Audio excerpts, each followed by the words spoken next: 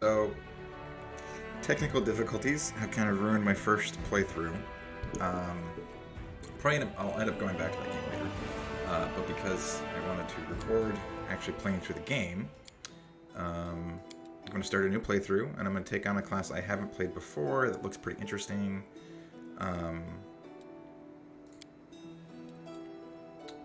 We're going to go with all the standard difficulties, and we're going to make a custom character. Okay.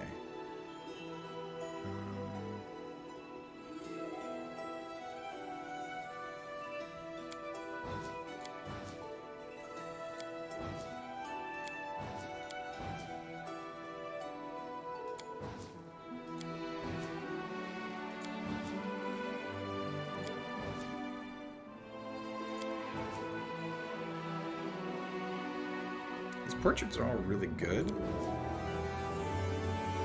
There's just not enough of them.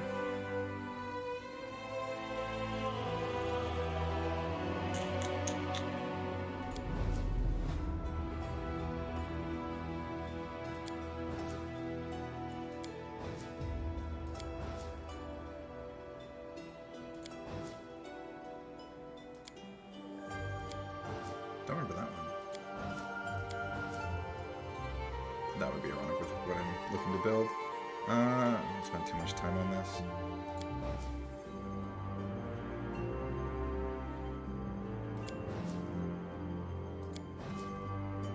Ooh, that's a good Instinctual Warrior. Okay, we're gonna go with that. It's a Barbarian. Instinctual Warrior.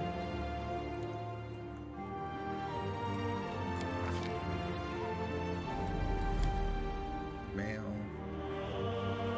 Tifa. Perfect.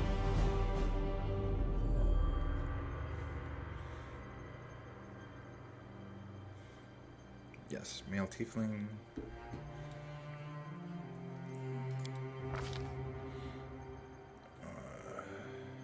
Motherless.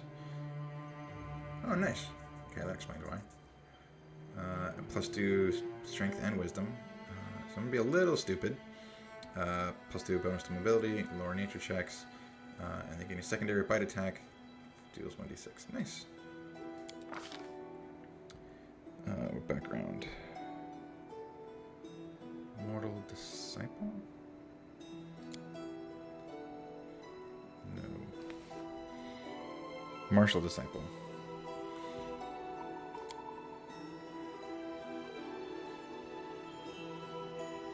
There it is. You're a person of faith who spent her early years in service of a temple. Your faith is intertwined with the divine. You feel his presence guiding your future path. Martial Disciple? Really? Armed. Improved unarmed strike. Okay, let's see what this gives us. Character already has the class get weapon proficiency. Armor proficiency granted by the selected background from her class during character creation. Corresponding bonuses from the background change to +1 competence bonus in case of skills, and a +1 enhancement bonus in case of weapon proficiency, and -1 armor penalty check reduction in case of armor proficiency. Okay, so this gives us additional mobility and lore, or additional mobility and then lore religion. I don't know if the unarmed strike is worth anything.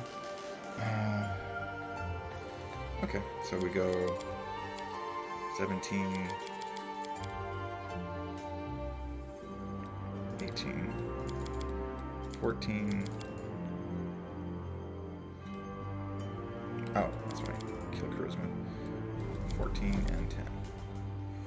Okay, so I am not going to be the face of the party.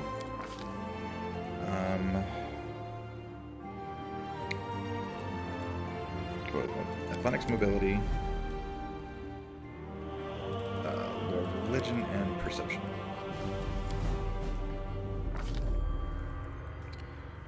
Okay. And we take dodge. It's a start. It makes us a tank. DD any. Okay. So again, we have a little bit of room to play around with this. Let's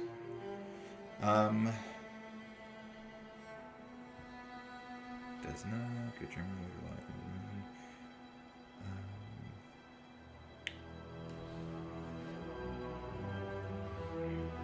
Chaos Good, Liberation, Electro. Favorite weapon, Starknife. Favorite weapon, Rapier. Mace.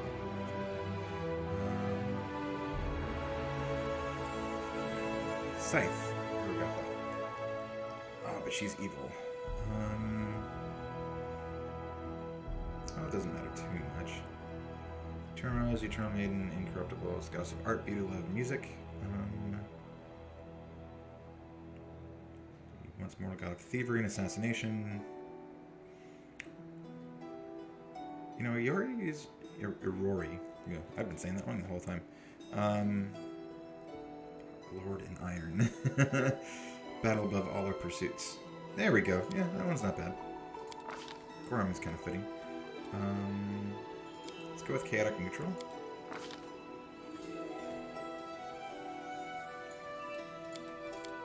Still pretty standard for those. I'll go with that one. Ooh, that's scary. Ugh. So 1 or 4. So we're gonna zoom in.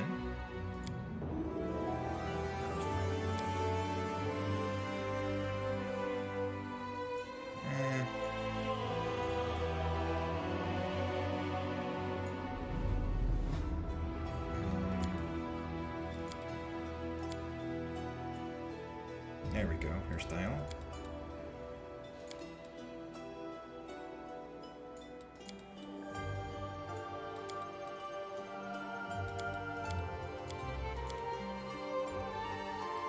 These are kind of boring.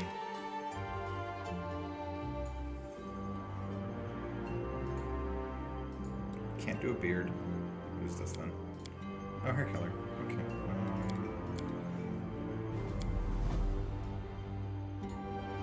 Shaggy. Definitely looks good. What about that? Horns. Okay.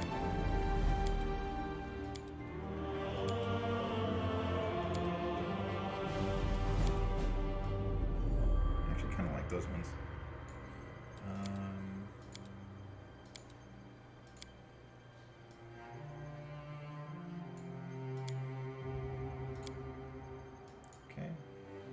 Do we want to do war paint on this guy? I think it would be kind of fitting. He is a barbarian. Okay, we'll go with that. Probably need to do the white so it stands, so you can see it. Change his horns.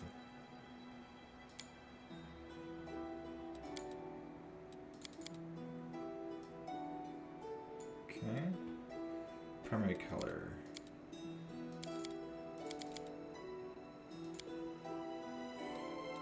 And secondary color.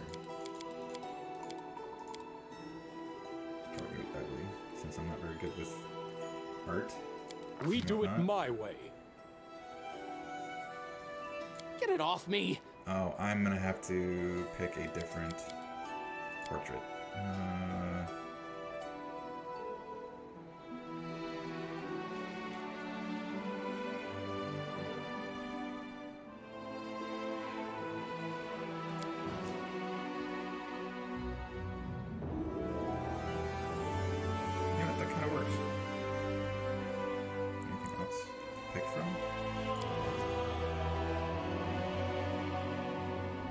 Nothing really matches what I made. It's really unfortunate. I wish there was a way to do like different portraits. Oh well, that's fine. We'll go with that. Their life ends here. Enemy near. My skills exceed yours. Forwards! I sense something. Does anyone require my counsel? I need to concentrate. Damn, son! And off we go. Are you still here? Not that I care. Damn it all. March, march. All I do is march. I like the monitor visually, but I hate that one, the speakers are in the back, and two, they're very quiet. I didn't even break a sweat. I feel faint. A solid plan. I shall not falter. Let's shake a leg! Forwards! No, no. I'll carve my name onto your flesh. Spell's not working like that. My wounds pile on. Let's hear you cry. None shall escape. Time's not waiting. Don't know, don't care. Ah, entertainment. We'll go with that one. Sounds fun. Let's go with a random name. Not that, not that.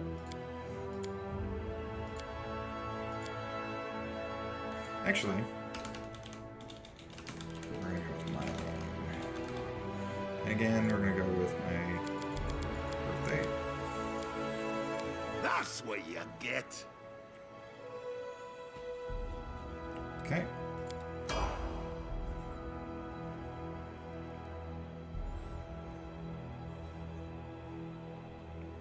So this will be repeat for me, but since my other recordings I deleted and the other one didn't post, this will be the first of them in the video catalog.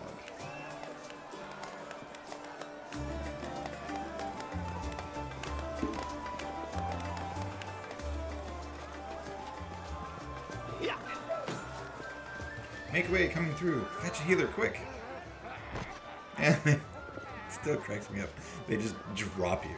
Hey, somebody! We got a wounded fighter. Can we get a healer over here? My, would you look at this? But why would you drag a wounded fighter into the middle of the festival square? Couldn't he be carted off somewhere else, like, oh, I don't know, an infirmary? Or an accommodating ditch? He looks really cool. Give him that. Make room, everyone. Step back. Now, what's the matter? What happened to him? You, The wound looks nasty. Who did this to him? so I'm gonna have a hard time reading this stuff while the voices are going, but the upside is that it's voice acted, so it's, most of this is just like expletive for not expletive, flair for what they're gonna say next. But since it's voice acted, it doesn't really matter. Demons, prelate.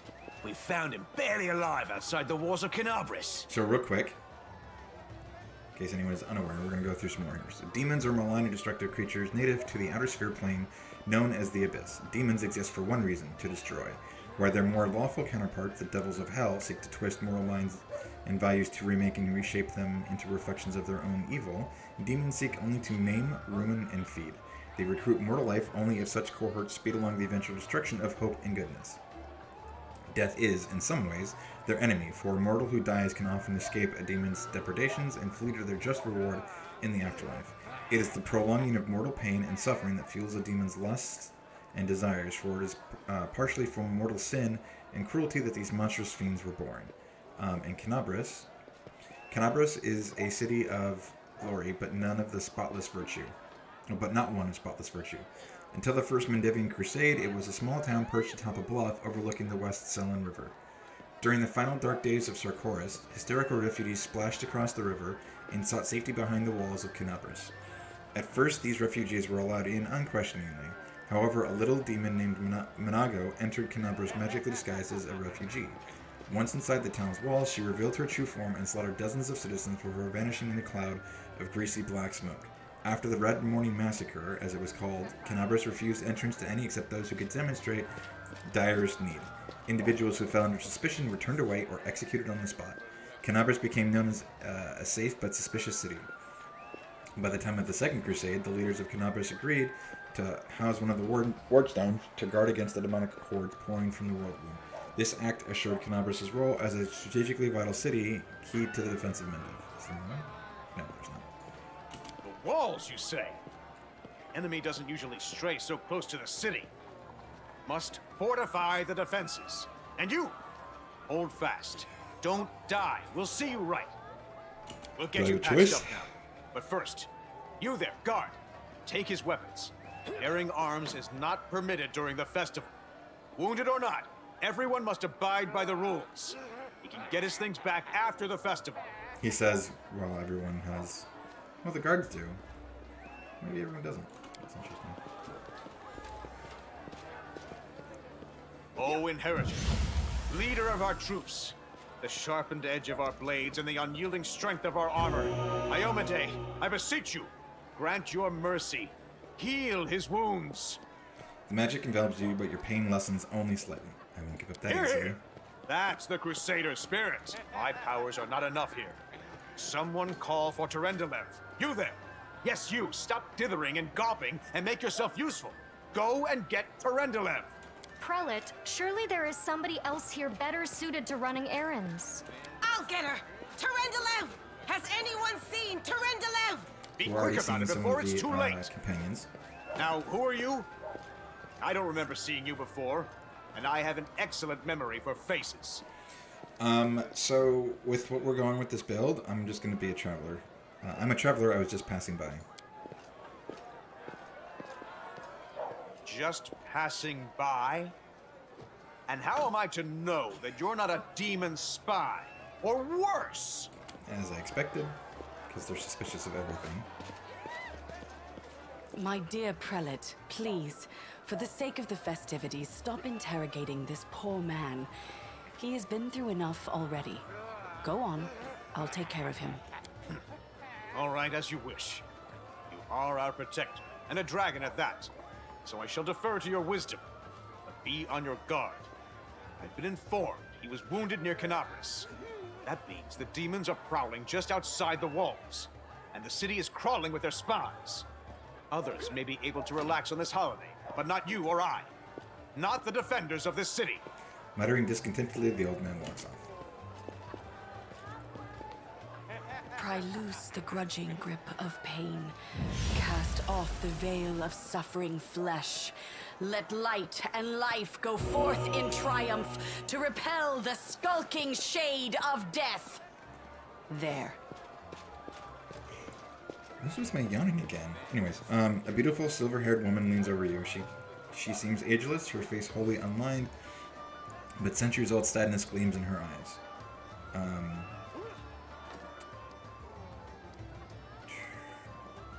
Thank you for helping I me. accept your thanks, but my work is not yet done. Who are you? My name is Terendelev. I am the protector of the city. Are you really a dragon? You don't believe me?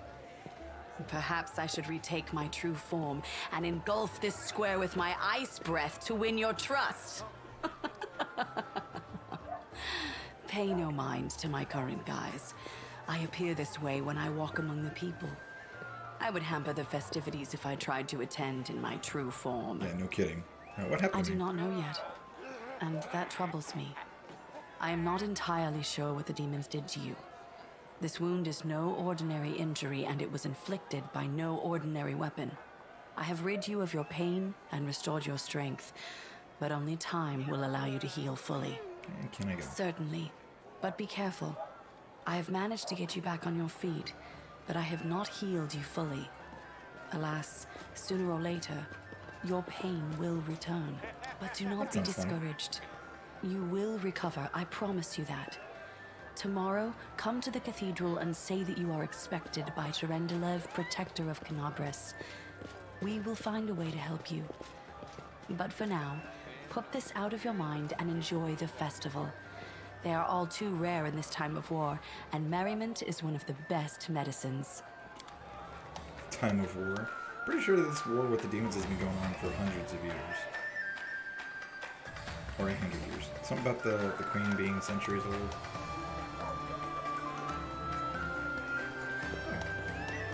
That's just going to give me some cool tips about how to move around. So many happy faces, days like this, keep our hope alive. You can interact with various objects such as doors. This is all basic controls. If you do get the game and play it, left, aim further to the left.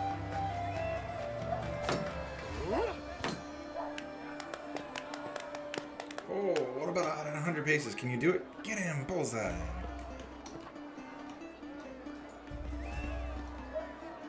Oh, Camellia. Grubby peasants and their grubby diversions. Why did I even bother coming? Someone's a noble. Yes, yes, happy city day. And now step away, please. I do not wish for Orgus Worm to be seen next to you. Ember? Happy City Day. Could people spare a coin for a hungry belly? Aww. Beggar.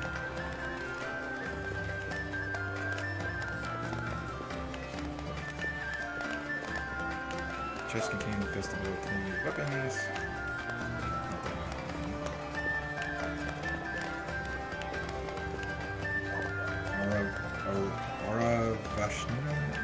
Aravashnil? I can't something terrible is going to happen. Please reach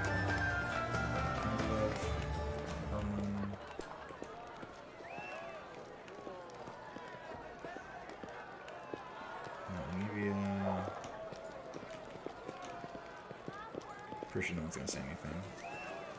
Or just like all the little speech bubbles.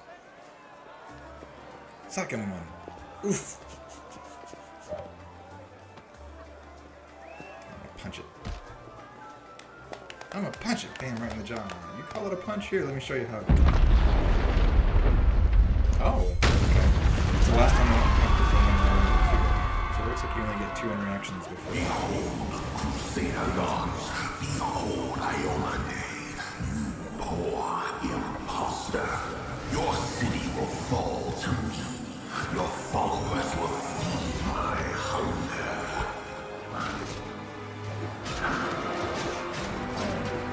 These ones aren't too scary. I have to mention like fighting the ones regular. What surprises me is the fact that they were just talking about this. Oh, kick his ass!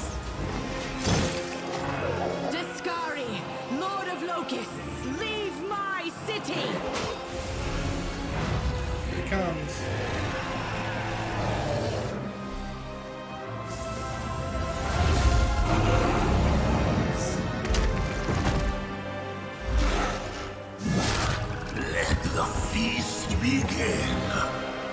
So that's terrifying.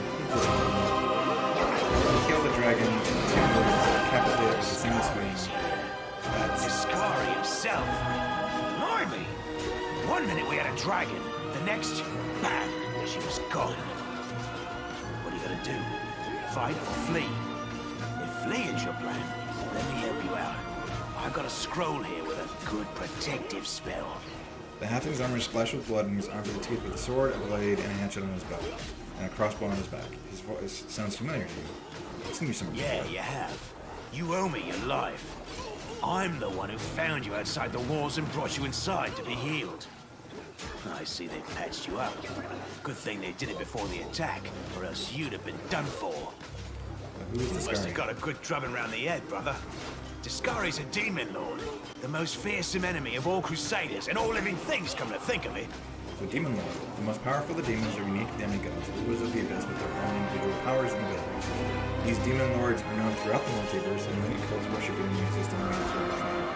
The total number of demon lords is beyond known. Of the countless powerful demons who rule the various layers of the abyss, some are more widely known and worshipped. The most ubiquitous demon lord, and the only one to obtain full godhood, is Lamashtu, the mother of monsters. Who knows? Everything's on fire, crashing down around our ears. The place is crawling with demons. Looks like a whole army attacked the city. We're sitting ducks. Can you care to lend me a weapon? I'll try to fight. Sure thing. Here, take this. Best crossbow I've got. The person who made it said it could pierce the hide of a demon lord even. Good luck! Try not to get eaten now! The halfling birds are drowned out by a terrible rum and wrestling with countless teenagers.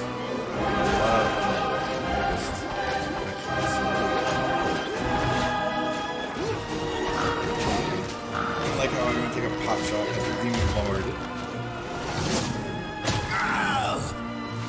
A mortal gnat snaps its jaws at the Lord of Locusts.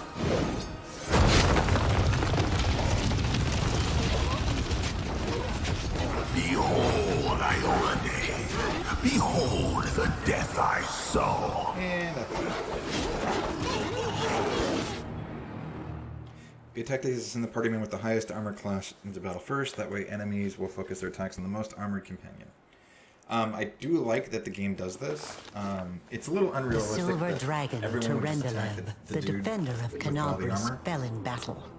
Hardly surprising, as she had to fight the demon lord Discari himself. He willed the land to part and swallow all who dared to stand in his way. But the war was still far from over. So it's not very realistic, and when I play when I run campaigns for D&D, I do a lot of having my creatures attack the person who's a tank, but I try to spread it around so that Holy mother of... A small woman with messy brown hair winces in pain, uttering a scream of curses through clenched teeth. She is pinned to the ground by a couple of weighty boulders. Hey, stay with me. You actually got pretty lucky. You fell down into a black hole. But at least you're not on your own. You've got a great companion. Everything's going to be just fine. Tell me something. Can you feel your legs? I feel them all right. Wouldn't say no to a little less feeling in them. My ankle's killing me, but my back seems to still be in one piece. My head, too. That's all that matters. Now, we're going to... Hey! Fancy meeting you down here. You're the one that Terendelev healed today, right? You aren't injured, are you? Will you help me get her out from under the boulders? Okay, so skill checks and dialogues. During the course of the game, you will have to apply your skills in many different situations. Frequently, you will have to make a skill check during dialogue. Here, for example, we are trying to help Sela fetch an UV from beneath the rubble. The result of such checks determines how events subsequently pan out. Such a check is usually performed by the character with the highest bonus and the appropriate skill in the party. So we can choose why should we help her. We can try to do it with athletics or knowledge, or we can try and convince her to pay us. So I'm pretty sure, yeah, athletics. Hold on, we're going to get you out from under there.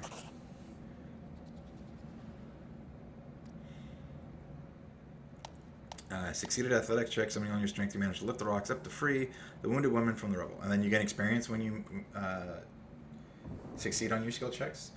You have made a successful skill check and helped Sela pull an Evia from beneath the rubble. If you had failed the check, Sela would have had to act alone, so she would have become fatigued and incurred a temporary penalty to some of her abilities. Damn it all. I think it's broken. Oh well, I've had worse. I'll just make myself a splint out of something. Thanks for the help. I wouldn't have lasted long on my own stuck under there. I'm Inevia Tirabade, of the Eagle Watch. I was overseeing security at the festival square. I thought maybe spies or demon worshippers might have something nasty planned. What actually happened, though, now that I did not see coming. I don't think anyone could have been prepared for that. Well, I'm Sela. Paladin by the grace of Iomade. I crossed the whole continent to come to Mendev and fight demons.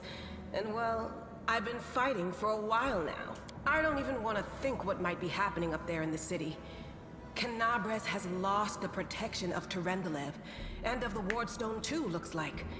It's a relic without equal. It was placed here personally by Iomade's herald, with the goddess's blessing.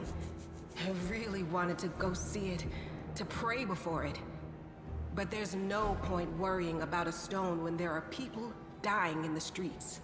Yeah, things are looking grim enough, but don't lose heart. Wardstone or no, dragon or no, Canabres will never give in. Simple as. Well, we've introduced ourselves. What about you?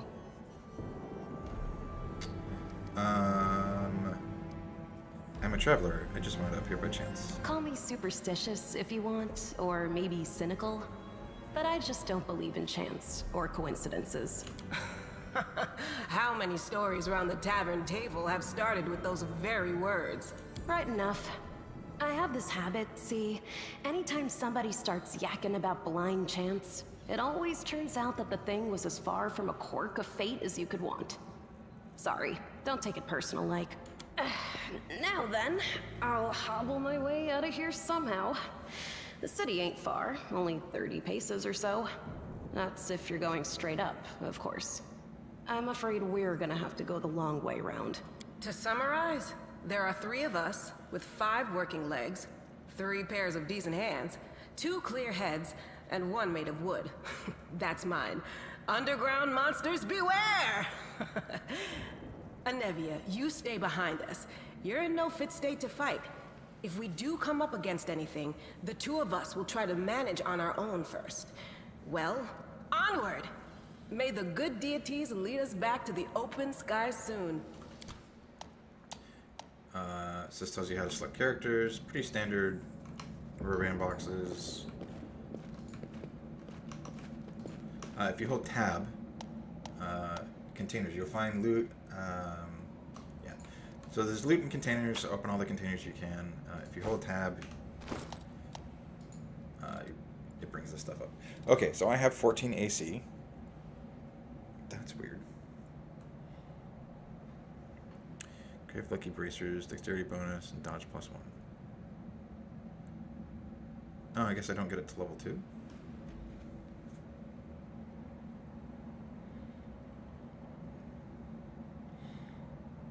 Yeah, I guess I don't get it to level 2. Anyways, so first things first.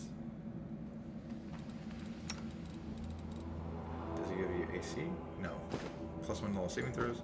Okay, so Sila's going to be tanking for a bit, so we're going to give her our best stuff right now. Short spear. Go with the cold iron, longsword.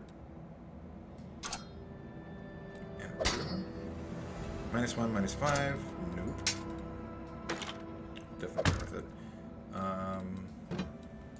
Give myself the shield.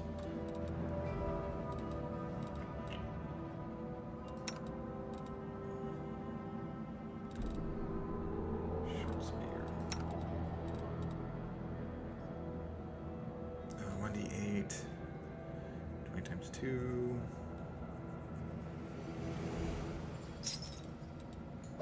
Just in case.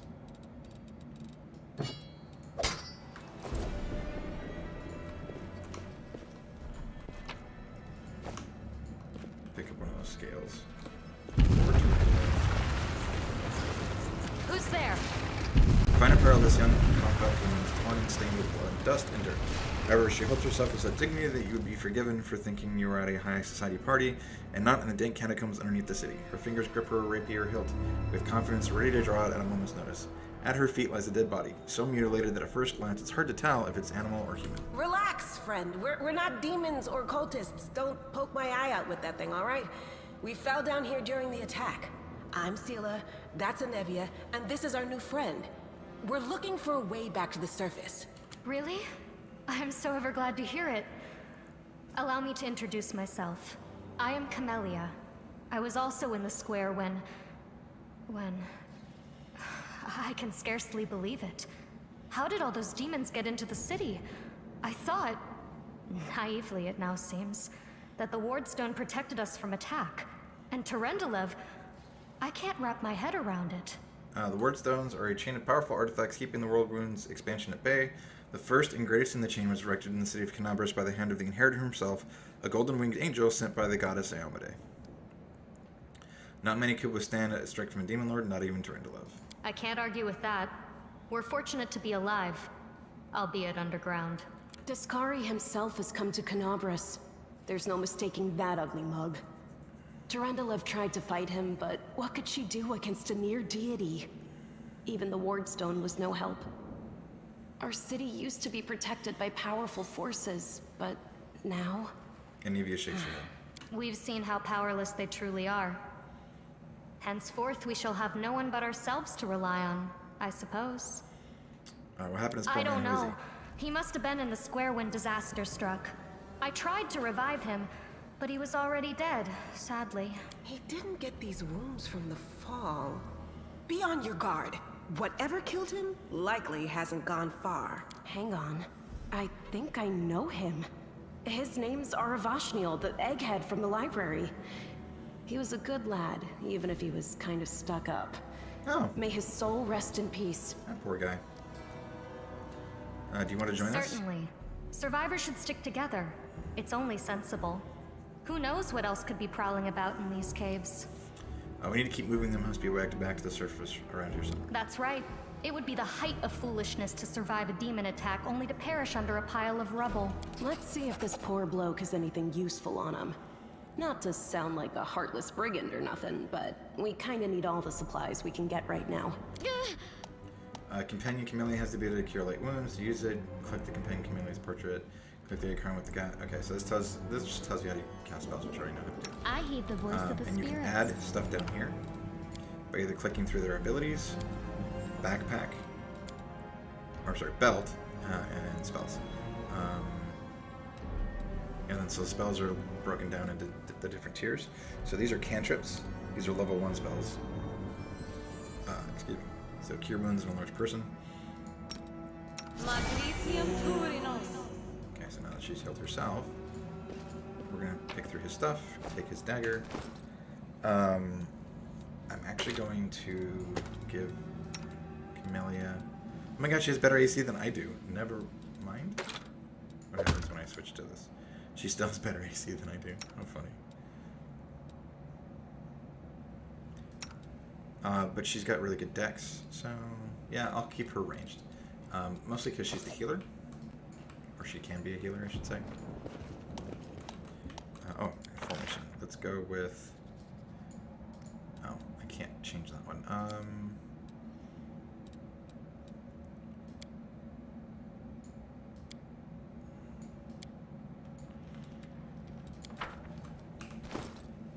Do I have any reach weapons yet? I do not. Make way. That was just saying What's something on about your lagging and mind? how if you can't I see it wonder. affects your Do ability not to fear. attack Do stuff. not When combat waver. begins, the game is paused. The pause is convenient to give orders to your characters. To pause or unpause the game, press space to order your character to attack. Select them and click left mouse button on the enemy. To switch between turn-based and real-time modes, use turn-based mode or key T. Your enemies are highlighted in red and your allies in green. A stripe line connects the character to the current target. A timer where character's head counts down the time until the next round and depicts the character's current scheduled action. So, my first playthrough, I went with the turn-based, so I could learn a little bit more about the way the Pathfinder's mechanics work, because I'm not familiar with Pathfinder's rule set, but I spent enough time in that at least at this point there's no advantage to it. It really just slows things down. I may, at a future point, use that again, since it allows you much more detailed control over what happens. But for now,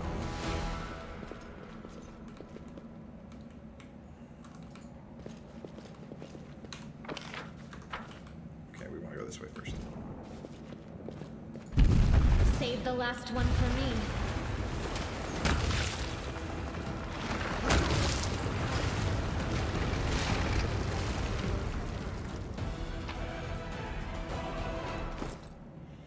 Okay, so I've got Engraved Lucky Bracers.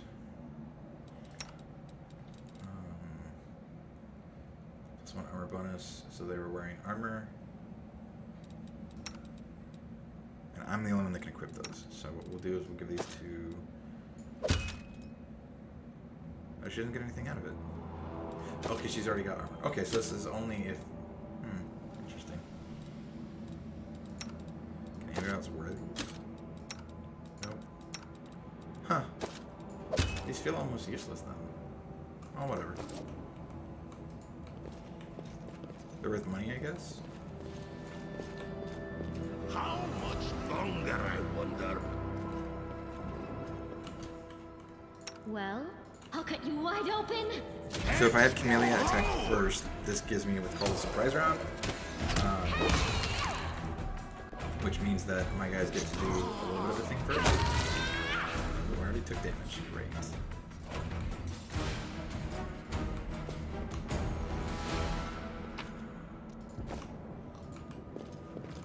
Follow me. Not much of a tank right now, am I? I'll watch your back. The heartbeat quickens.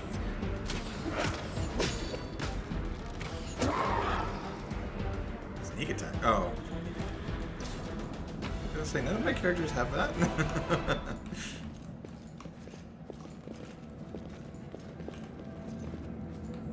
Okay, so now we're about to run into more people.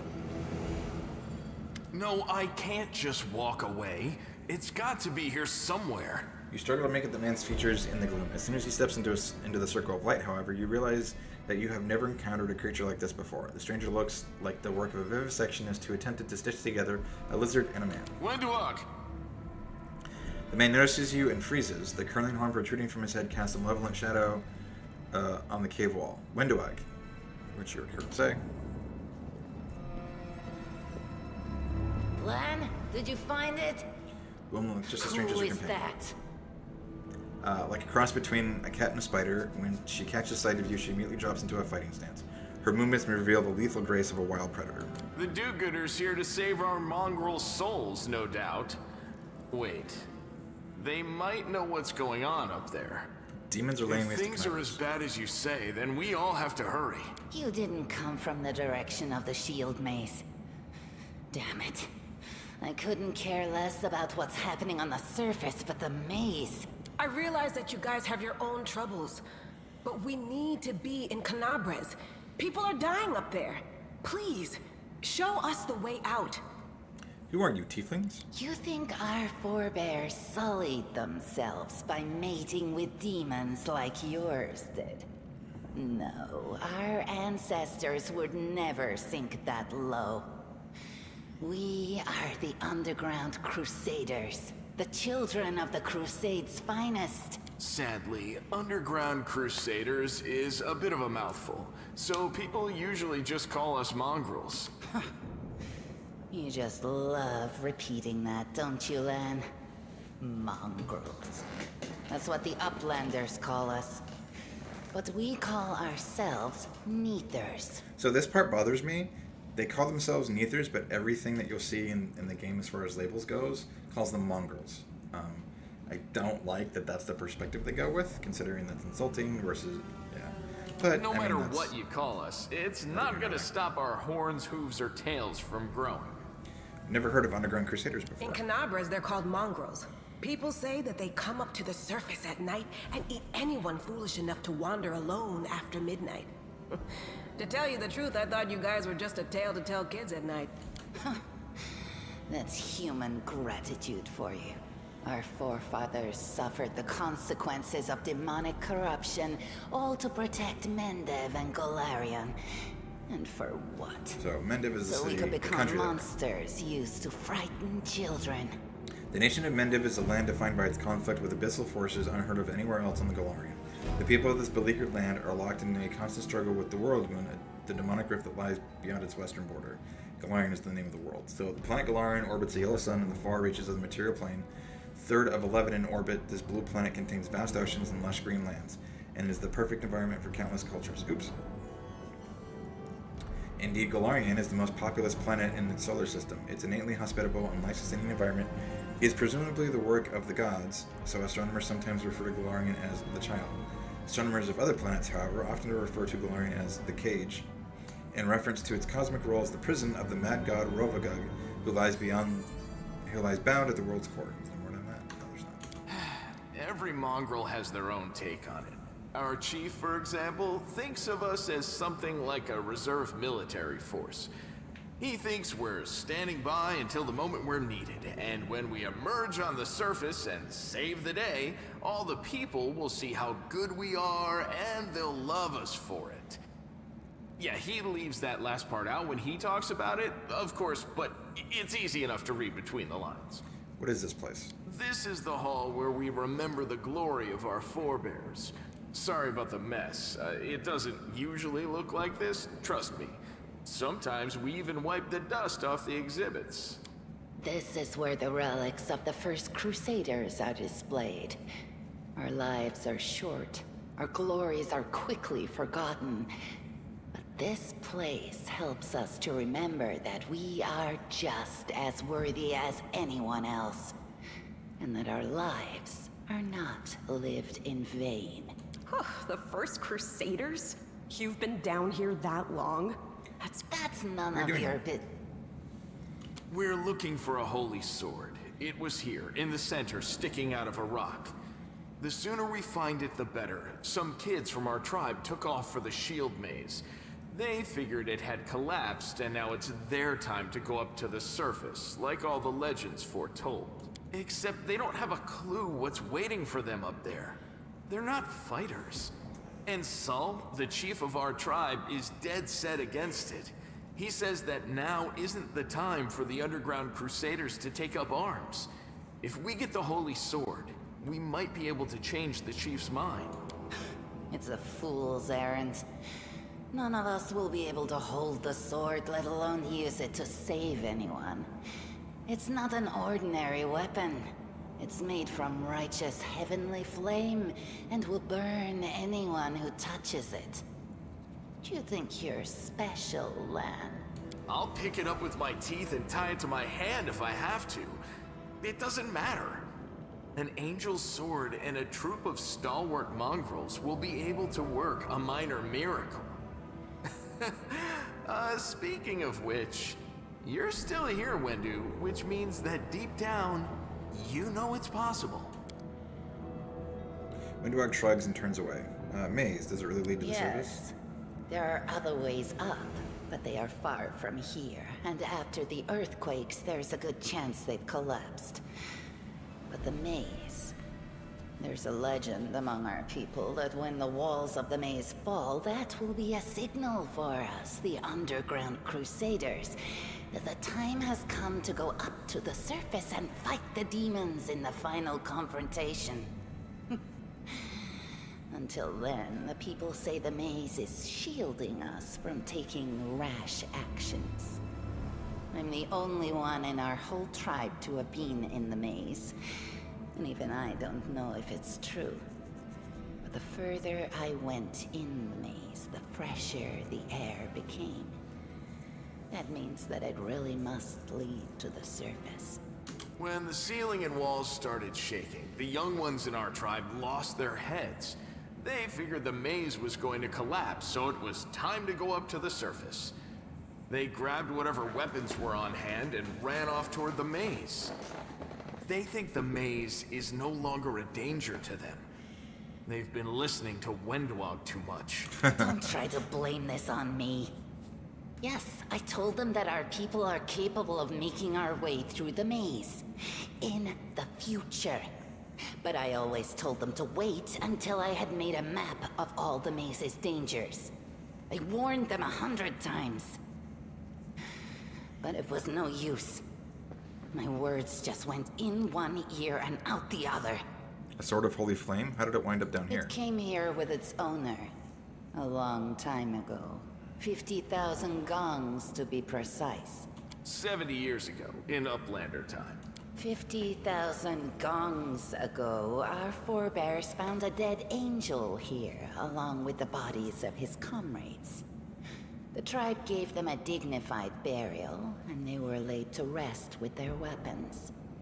But the flaming angelic sword was stuck in a rock, and no one was able to pull it out. It burned to the touch, like real fire. So the rock was placed over the angel's grave. It should be here somewhere. Maybe the angel will dig himself out and find the sword for us. That might be our best shot in this chaos. Lan, watch your tongue. We'll find the sword faster if we work together, and I'll help you. Thanks. An extra pair of eyes can only help. The sword will be easy enough to spot. It looks, swordy. Help us, and in return, we'll get you out of here. Now we're talking. Let's get to work. It's a good thing we all bumped into each other, isn't it? What, you want to find the sword quickly so the underground monsters bring you back to the surface? So be it. Hidden objects. Some interactive objects aren't easy to find. Moving past such an object, every character automatically makes a perception skill check. If the check is successful, the object is found. It is highlighted, drawing your attention, and can now be interacted with. Interactive objects are highlighted when you hover your mouse over them or press down. Which we've already been doing, so. More religion. Well, Statue of an unknown knight. The technique is crude, but the figure was clearly crafted with genuine feeling. Judging by the style of armor, the knight is from the First Crusade. I found... something. I'm not touching that. feel like I'm finding more stuff than What's the first over one. there? Nah, I don't want to know. The room looks like an improvised museum or perhaps some kind of temple. I'm not touching that.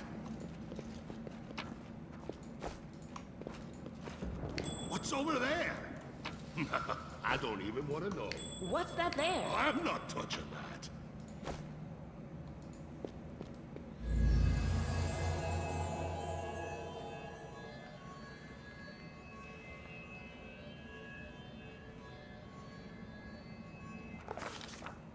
Strange flash pierces the gloom, and Lohengrin feels drops of searing blood run down his chest. The wound healed by Tarantula reopens and weeps scarlet, but there is no pain or weakness. A hazy scene appears, a cave chamber. This one, or another one entirely? Lohengrin's heartbeat quickens, and a stream of thoughts suddenly bursts into his mind. Thoughts that clearly belong to another. Treachery! They betrayed me, trapped me, and stabbed me in the back. My trusted allies, my treasured friends, the people I swore to protect, the people for whom I descended from heaven and came to this turbulent mortal world. There they are, up ahead in the gloom of the cave. What are they waiting for? Are they afraid to draw any closer? Do they believe I am about to die from their traitorous blows? Next to me, a quiet woman. A girl with a golden braid lies on the rocks, clutching her slashed side. She refused to join the traitors, and paid dearly for it. I could have tried to run, but I will not. Whilst I still have strength, I must. While recognizing the foreign origin of these thoughts, Lohengrin intuits that he can control them somehow. Let's try to...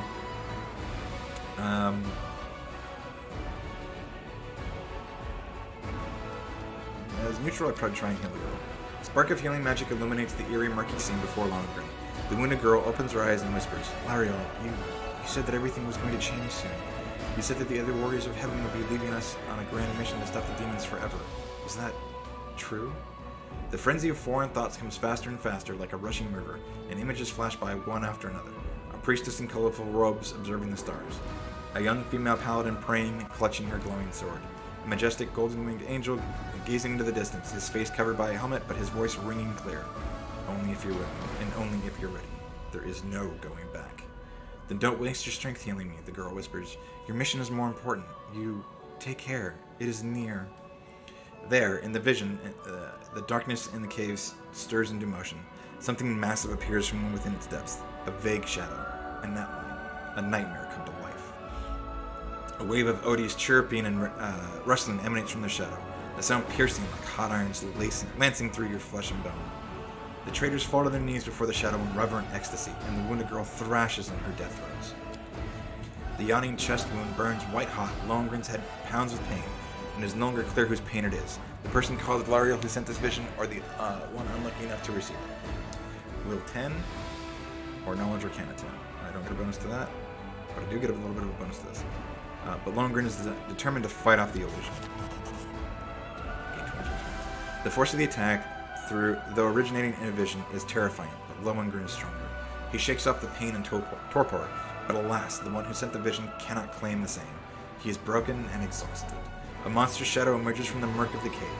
It is not real, it exists only in this strange vision or memory, but the thrill of fear it provokes is more than real. The shadow's features starkly resemble those of Discari, the terrifying demon. In a movement as swift as thought itself, the monster's hand is wrapped around the throat of the one they called him. The foolish angel struggling on the rocks, like a fly with its wings torn off, intones the shadow. Its voice changes as it moves, shifting from a quiet whisper to a sonorous shout, becoming young, then old and quavering. Where is your goddess, angel? Where is her self-assured herald? How is it that you were dying here alone, so far from the light of heaven? Angels are a group of altruistic celestials native to all three upper planes, Nirvana, Heaven, and Elysium. They represent all multiple interpretations of goodness. The eldest angels were one of the first creations of the primordial deities of good, making them one of the oldest races in the great beyond, and were trained as celestial guardians and servants from birth. Most serve their creators to this day. Most angels in modern times come from ascended good mortal souls rather than direct divine creation. Sometimes these souls even retain aspects of their mortal forms, as they're known. And Heaven. Heaven is a plane in the outer sphere, a realm of pure righteousness, where the forces of good gather to aid those on less virtuous planes and help worthy souls find rest. Though inconceivably large, it appears to most viewers as a mountain with a mysteriously floating peak. Heaven's residents see law and goodness as largely the same force. Order is the greatest good, and goodness is the greatest order. They recognize the good intentions of the Azadas of Elysium, but view them as misguided children. Similarly, they oppose the lawful evil forces of hell, but credit them with intelligence and believe that they can at least be reasoned into truces and stalemates, and perhaps even redeemed. So heaven is Nirvana is neutral good. Heaven is lawful good, and Elysium is chaotic. A strange calm envelops the thoughts of the one called Fire. He recognizes who stands before him, and he knows he will never bow down before this end. The flaming sword flares to life in his hand, bright, pure, flickering with multicolored sparks like a sunbeam through stained glass. Slash! The blade slices through the demonic creature's flesh, and the monster recoils with a howl, releasing his grip on Lariel's throat. The angel falls back heavily on the rocks. His vitality is ebbing, but his pride remains undiminished.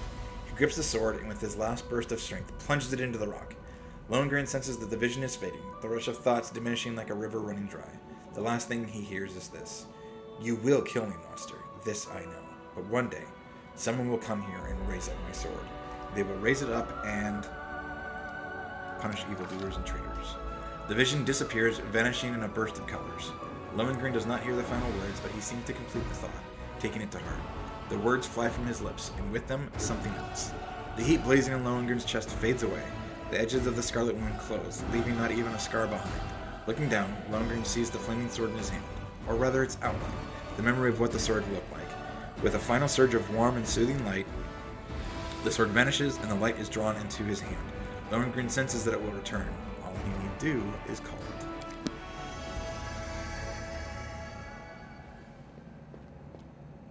I didn't notice the blood before. Hey, are you all right? You were kinda glowing just now. Seelan kneels before the light, offering up a prayer to Iomade. That was it. The light of heaven. But how? What did you do with it? Where did it go? You saw it too, the traitors, the dying girl. It's only us here. Your group, you, me, Wendu, and the light of heaven that sort of got, sucked into you. Any chance you can whip it out again? We do kinda need it. Sorry, I crack jokes when I get nervous. And when I'm upset. And when I'm happy. Anyway, what I said, it came out wrong. We need to bring you to Chief Sull. You can show everyone the light of heaven, we'll rally the tribe and go into the maze, and we'll get back our kin. And what if he can't make it happen a second time? What then? The tribe will just say we're crazy and turn its back on us. I think I saw the memories of Lariel, the angel who died here. Lariel? That really was Lariel? The angel from the legends. The ancestors even got his name right on the gravestone. The chief will be thrilled. You. Thousands of gongs and no one's been able to touch it. And now you, an ordinary creature of flesh and blood no different to us, get the sword and start talking about visions. Now, Wentwog, don't be a sore loser. He is clearly different from us. The sword appeared before him, along with the angel's name and all that other stuff. Because he doesn't carry our mongrel taint. Heaven doesn't give a damn how special we are. We're born with evil inside us. Heaven doesn't need to know any more than that. I know you're willing to tear anyone apart to uphold our people's honor, but you and Sull, you just refuse to face the truth. We are the way we are because our ancestors' bodies were corrupted by the Abyss. It does the same thing to plants and animals. There's nothing heroic or special about it. It doesn't make us better, and it doesn't make us worthier. Requires angel, mythic path, reveal the light of heaven. It seems that I can control it. That is just... wow, I mean, that's amazing. Heaven has truly blessed you. This power is the most majestic thing I've ever seen in all my life. Is this what the sun is like, Lan? Yes, it's similar. But this light is more... golden? Chief Saul needs to see this. Now that we have the power of angels on our side, he can't say no. He'll have to assemble a troop to storm the maze. You Uplanders care about your kids, right? Help us save ours. Without them, we won't survive. And then, the perils of the maze won't be so bad if we go together. We'll make our way through it and find the way to Canabras. I'll lead us to your chief and we'll decide if I'm going to help you or not. Let's go. We'll take the short route. Well, the only route, really.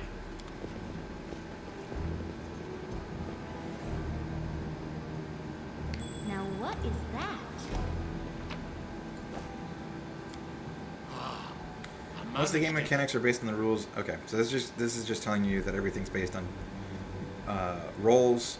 The rolls are based on dice, and there's different sided dice. Every event is documented in the combat log, and you can see the rolls all down here if you want to check. You see why you're missing or hitting or anything like that.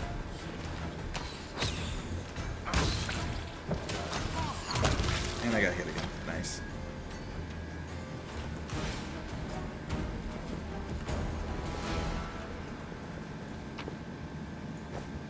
We'll take that loot. Let's go ahead and use the mobility from here.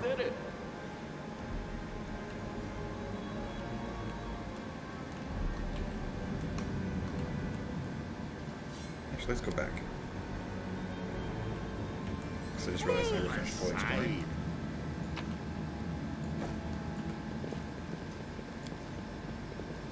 Last, sorry about the back and forth. Yeah, this leads to a dead end. Time to stretch me muscles.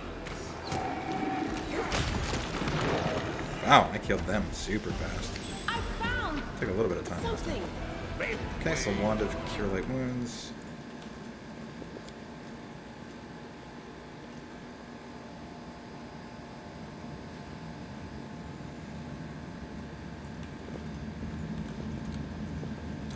Oh, let's play with the formation a little bit. Window I'm going to put you here.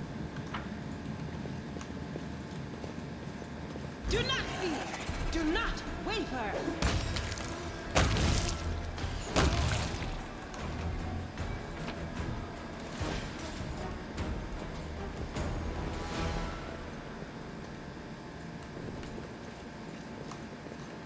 What's that there? I'll bathe in your blood.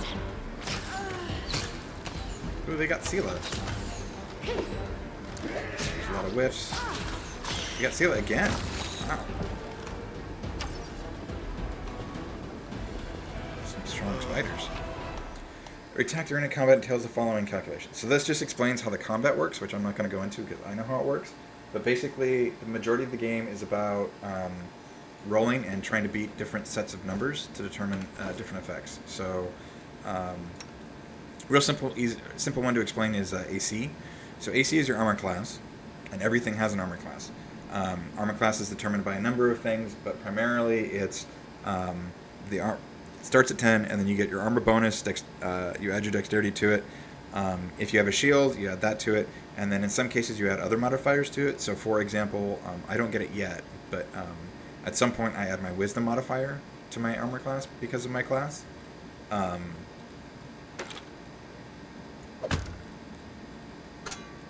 And then you also add things like dodge bonuses and whatnot.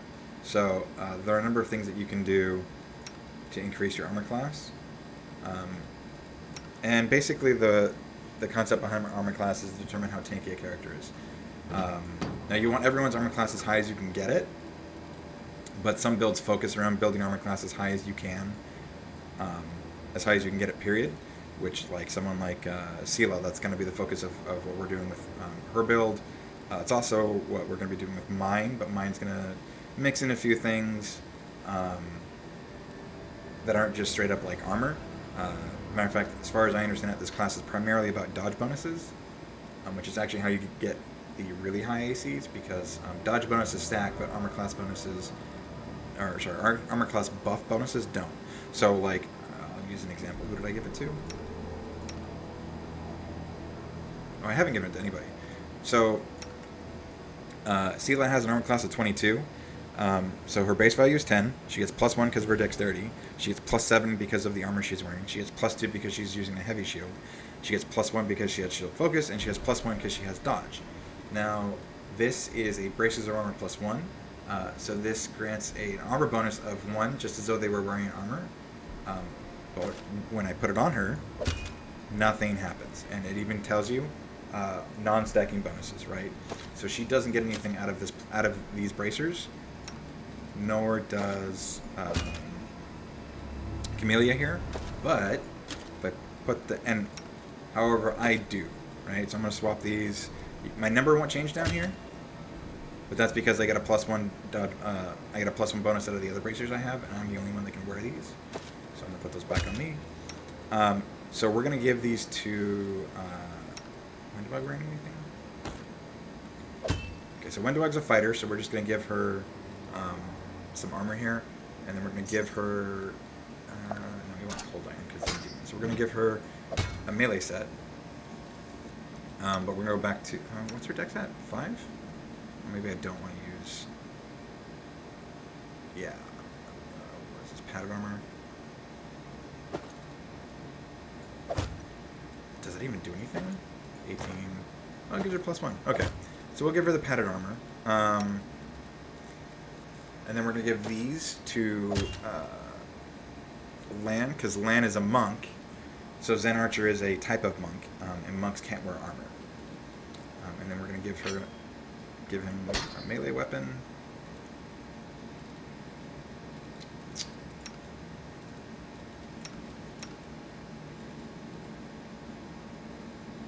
We'll give her the mace. And we'll give her the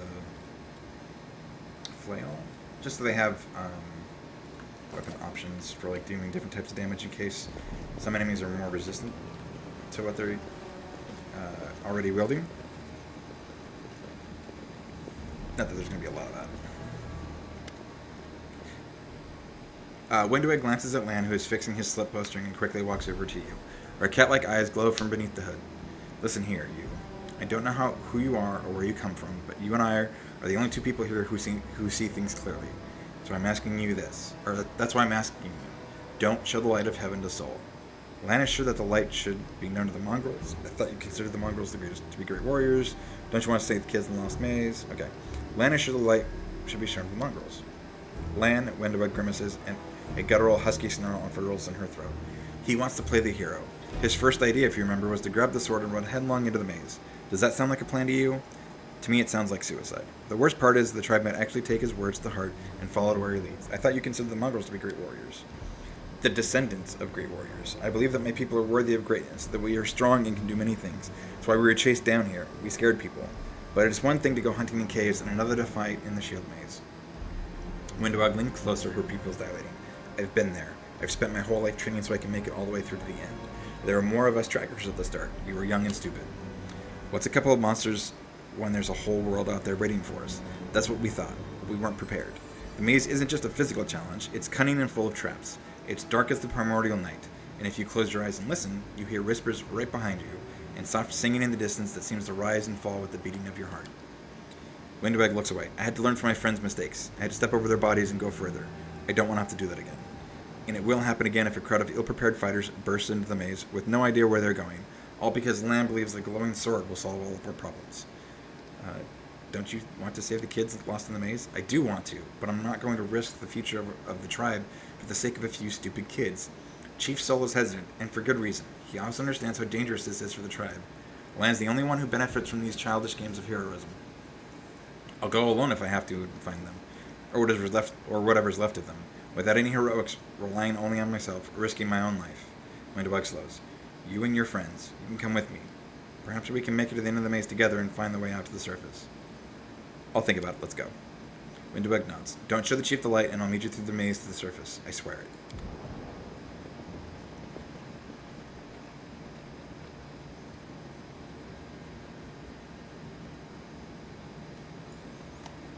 You have to click the thing to leave, and your party has to be gathered up to be able to leave.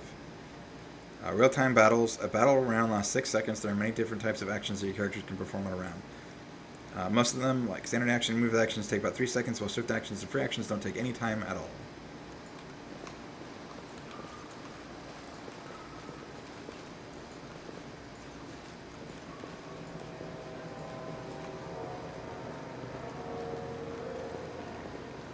So now we're going to meet Chief Soul. Your first impression of the mongrel village is a squalid dump with the odors to match. Unblinking, glowing eyes watch you from the gloom, and deformed shadows slope between the huts.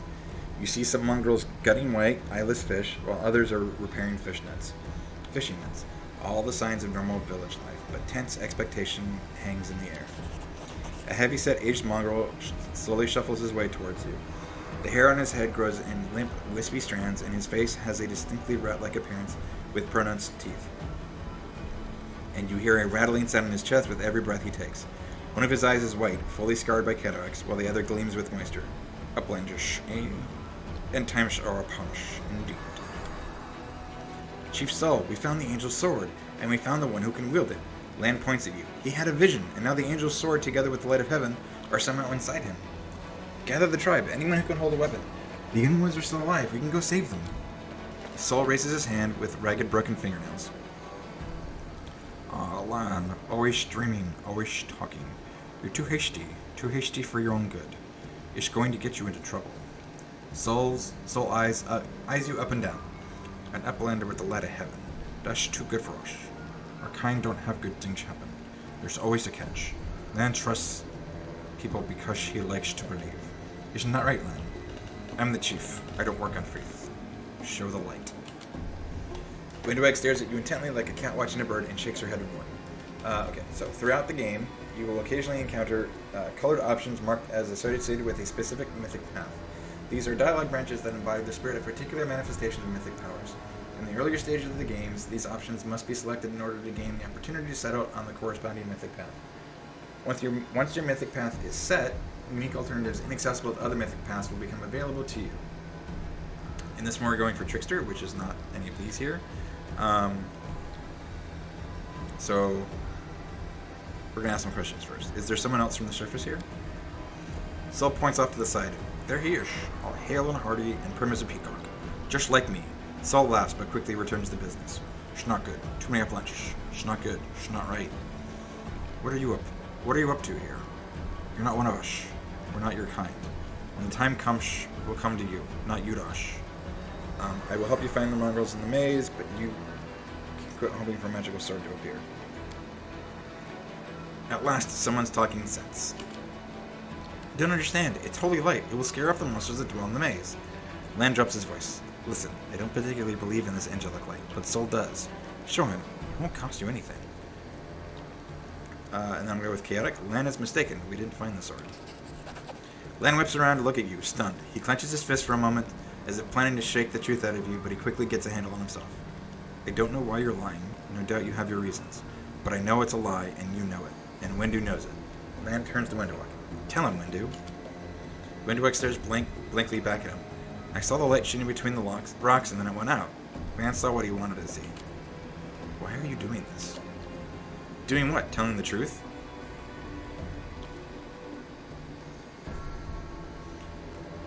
You saw some kind of light near me, and you thought that meant I now have the angel's sword.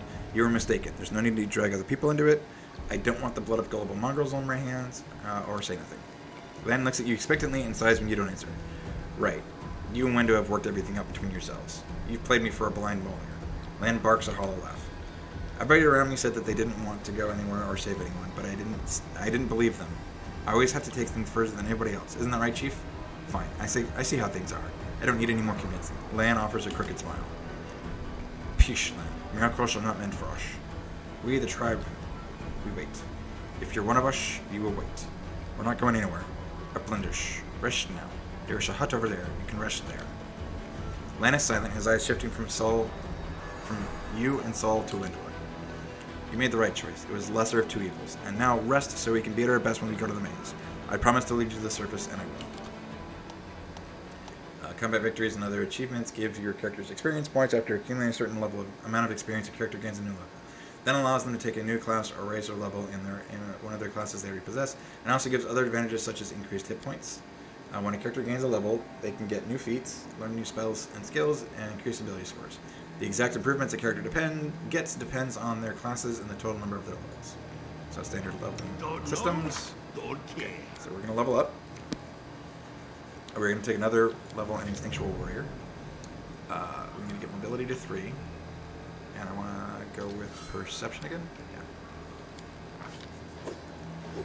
Yeah. Cunning Illusion. When unarmored, the Instinctual Warrior adds his Wisdom bonus to his AC. And Combat Maneuver... CMD? Combat Maneuver Defense. In addition, an Instinctual Warrior gets a +1 bonus to AC and Combat Maneuver Defense at 4th level. This bonus increases by 1 for every 4 Barbarian levels thereafter, up to a maximum of +5 at 20th level. So this adds 3 to our AC, so our AC is now higher, or no, it will be. Uncanny Dodge. Character can react to danger before her senses would normally allow her to do so. She cannot be caught flat-footed. Nor does she lose her Dexterity bonus to AC if the attacker is invisible. She still loses her Dexterity bonus to AC if immobilized. A character with this ability can still lose her Dexterity bonus to AC if her opponent successfully uses the feint action against her. If a character already has an Uncanny Dodge, or already has Uncanny Dodge from a different class, she automatically gains Improved Uncanny Dodge instead. Okay, so I'm going to go to my character. Yeah, so 10, +1 from the bracers, +3 from other, which is my wisdom bonus, +1 from dexterity, and +1 from dodge. Which, why is it lower? Oh, I'm fatigued, so these will come back up when we rest. We're going to level up. So Sela, I believe, just sticks with Paladin.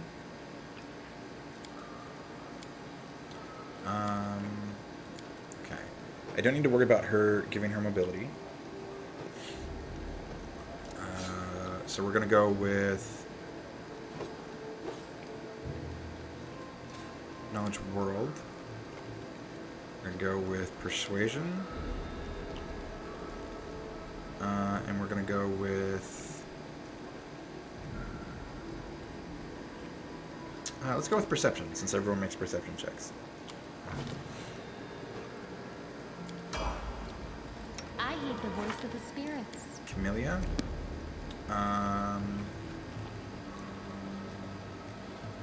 So shamans are not a class I know a whole lot about, so we're just going to stick with that.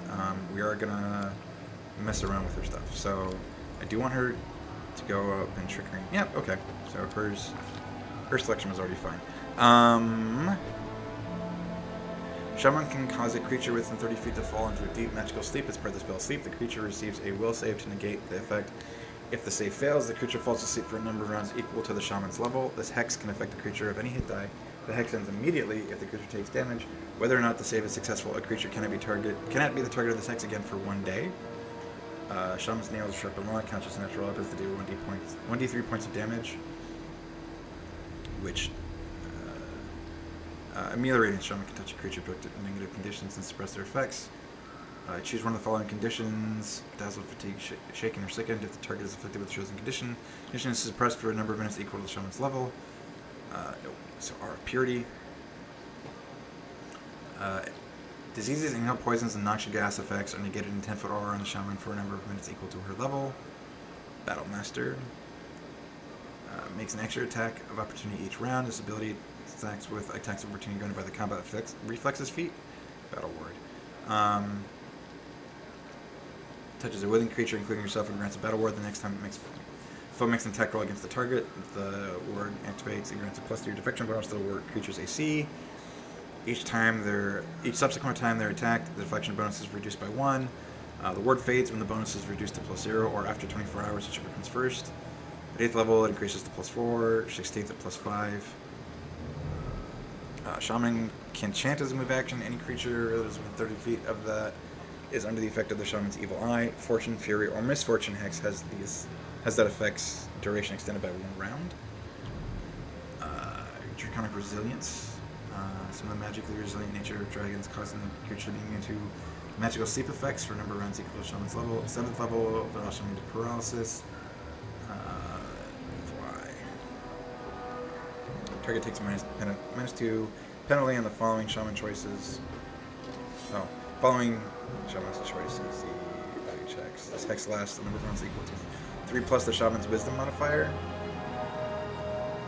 And if they succeed on the will save, it reduces this to 1 round.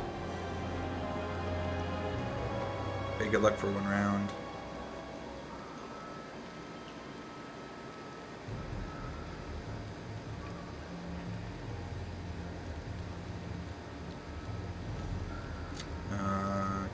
Nice 2 penalty AC.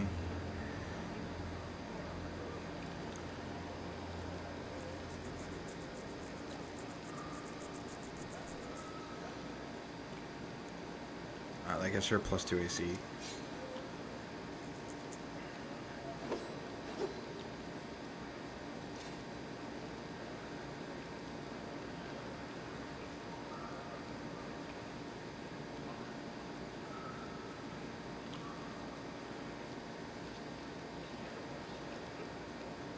Okay, so it's 1 round.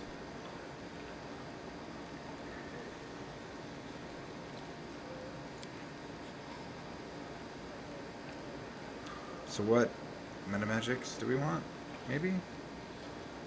Heightened spell.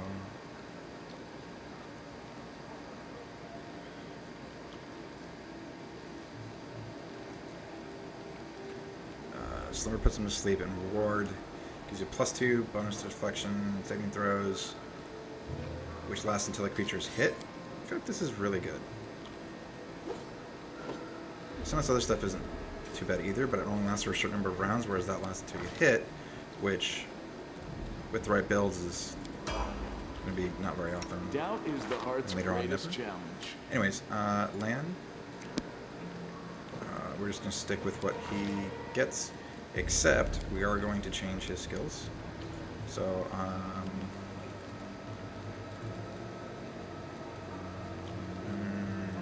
persuade, nope, don't care about that.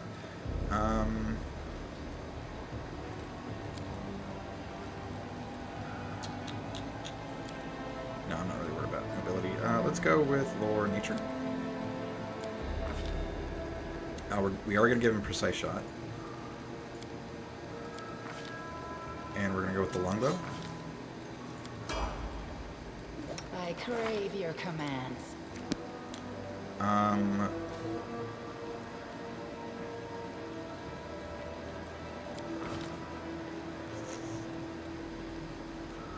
Yeah, that's fine for Windowag. Yes, Deadly Aim is also fine. Yeah, Deadly Aim is fine.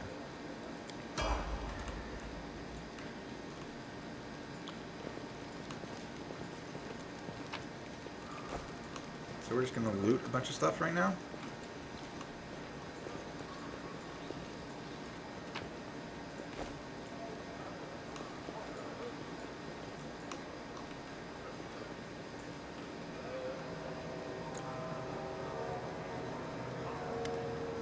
Horgus Worm. Finally summoned from the surface. I was beginning to lose hope. An elderly man in expensive but not ostentatious clothes approaches you. His face is peppered with several healed cuts and bruises and twisted in an expression of extreme discontent. Allow me to introduce myself. My name is Horgus Worm. Yes, that Worm. You no doubt have heard of me if you spent any time at all in the city. I have a business proposition for you. How did you end up here? For a moment, Horgus's eyes focus on Camellia before his gaze returns to you. Like everyone else, down I went when that accursed beetle cleaved the ground in twain beneath our feet. I'm lucky I didn't break my neck in the fall, and I'm doubly lucky that I didn't encounter any subterranean cockroaches on my blind wanderings and instead came across hunters from this settlement. Although I must say, when I first glimpsed their physiognomies, my life flashed before my very eyes. But they turned out to be decent chaps, frightening to look at, but able to keep a bargain. You don't speak very kindly of the mongrels, even though they saved your life. Kind words are for people with hours to fritter away pleasantries. Horgus Worm speaks his mind, and he pays for his services rendered not with kind words, but with hard coin. I gave the mongrels my dagger in exchange for their help. Its handle is worth more than their whole village. What kind of business proposition? I don't know what is happening on the surface right now, but I'm determined to find out. You have no intention of seeing out the rest of your days in this village, I suspect. We must find a route back to the surface, to the city, if there's anything left of it. You seem to be a remarkably strong warrior. Just what we need to get through these caves, and past the bloodthirsty beasts that inhabit them. You are strong. It will be no trouble to you. But I, alas, am not as fit as I once was. I can't go crawling through the caves, playing at scouts. My proposition is simple. Lead me back to the city, and I shall pay you 1,000 gold coins. I suggest we help this man. It is good to have friends among the Canobras elite. +7, so let's go ahead and try and negotiate. Failed. 1 at 10,000 or 100. No, let's not be merciless. Let's say 1,000,000. My initial offering was a king's ransom. You'll likely have never seen so much gold in all your life. It's non-negotiable. I said 1,000. That's my final offer. Okay, deal. Splendid. In the meantime, I shall sit here in the village. We have to go. Go on. Don't forget our agreement. When you find the way out, be sure to tell me. Okay, so we're just gonna...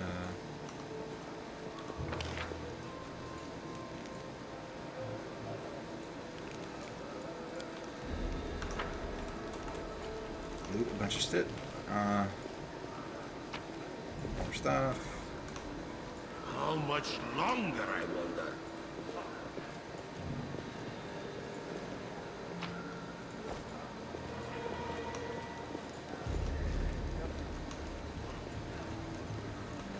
Follow me!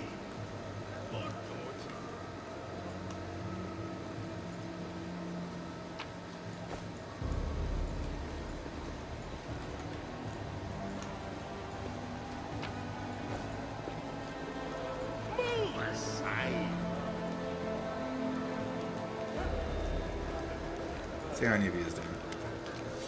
This tragedy may not have happened if you spent less time surveilling honest citizens and more time tracking the real spies and demon worshippers. Brilliant idea. How come I didn't think of it? Now, if only the cultists would tell us they were cultists. Then we wouldn't have to waste our time investigating honest citizens who just idle cloak and dagger right under our noses. We have to go. Go on then, don't dilly-dally. The sooner we get out of here, the likely we are to find some people still alive up there. Take care of yourself. Yeah, Make way. vendors allow you to buy weapons, armor. Yeah, so vendors are vendors. Revolutionary, I know. We are going to see what she has. Let's trade. Let's go sell all the junk. Deal. I don't know if she has anything worth grabbing.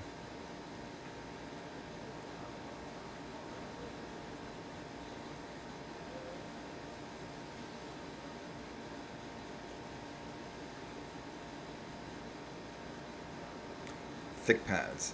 Whenever an enemy confirms a critical hit against the wearer of this platinum padded armor, they must pass a fortitude saving throw or become unable to attack with that weapon for 1 round. That's interesting.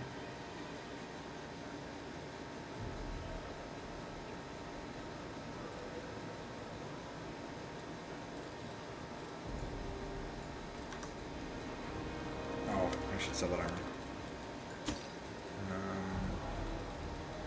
And the dagger. I'm going to sell the 3 torches.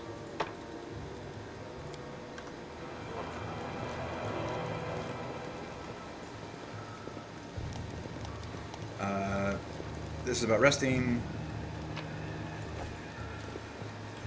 Pretty basic RPG stuff. You get tired, you need to rest.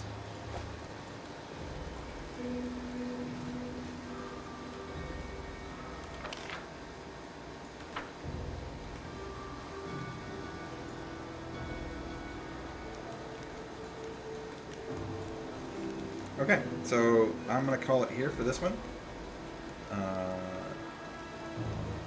I will... no, I've already linked the build in the description if you want to see what I'm going for.